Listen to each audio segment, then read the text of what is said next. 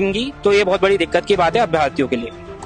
अब उम्मीद है भजनलाल सरकार के इससे कि जिस तरीके से जब चुनावों का समय था तब तो भजनलाल सरकार ने कहा था कि हम युवाओं के साथ है, वैकेंसीज भी निकालेंगे, हर संभव साथ देने का प्रयास करेंगे।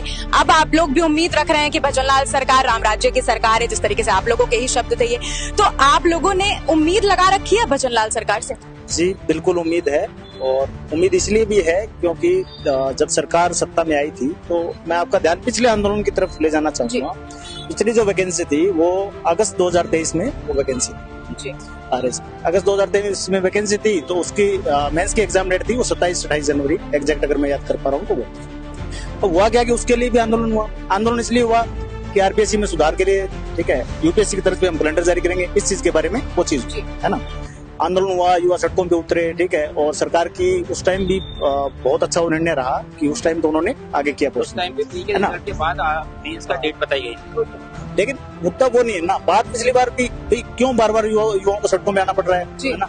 ऐसा तो नहीं है कि हमें कोई मजा आता है इस चीज में, नहीं आता, लेकिन कुछ न कुछ कहीं ना कहीं थोड़ी जो कमियां रह रही हैं वो सरकार अभी सुधार उसमें नहीं कर पा रही है, तो उसकी तरफ भी ध्यान दिया जाना चाहिए, क्योंकि इन मामलों में संवेदनशील होना चाहिए। पिछली बार भी युवा सड़कों पे उतर रहे हैं, फिर से वही कंडीशन उत्पन्न हो रही है क्योंकि आप पहले से डेट अनाउंस नहीं कर पा रहे हो।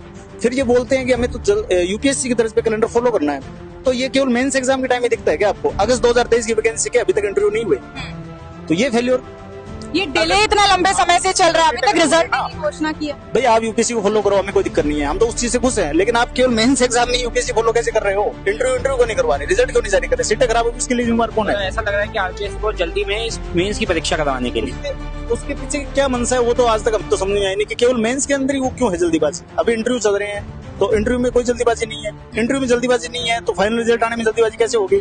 उससे पहले ये मुख्य परीक्षा हो जाएगी, है ना, तो सीटों में डुप्लीकेशन हो गया, दोहराव होगा। तो अब से एक ही सीट खराब हो दोहराव की वजह से, लेकिन कमी तो सिस्टम की है ना। आप ये नहीं कह सकते 10 सीटें खराब हुई तो क्या होगा, लोग दोबारा देंगे? नहीं, एक भी सीट खराब हो रही है, अगर मान लो उस एक सीट में सिलेक्ट होता तो मेरे पीछे कितने लोग हैं, कितने लोगों का मैं भरण पोषण करूंगा, वो जिम्मेवारी कौन उठाएगा? उसके प्रति सरकार जिम्मेवार है ना। तो सरकार इस मामले में निर्णय ले जल्द से जल्द, और ये दोहराव की समस्या है इससे निजात दिलवाए, तो ताकि बार बार ऐसी कोई समस्या उत्पन्न ना हो। केवल मुख्य परीक्षा में ऐसा क्यों कर रहे हैं? तो आप इंटरव्यू में जल्दीबाजी कीजिए, पहले से बता दीजिए, 1 साल पहले नहीं कर पा रहे हैं तो फिर मुख्य परीक्षा में टाइम दे दीजिए। आपने पिछले वालों को 10 महीने दिए ना, उससे पहले 9 महीने दिए ना, तो हमें भी दे दीजिए। जब चलना ही ऐसे है तो फिर हमारे क्यों 2-3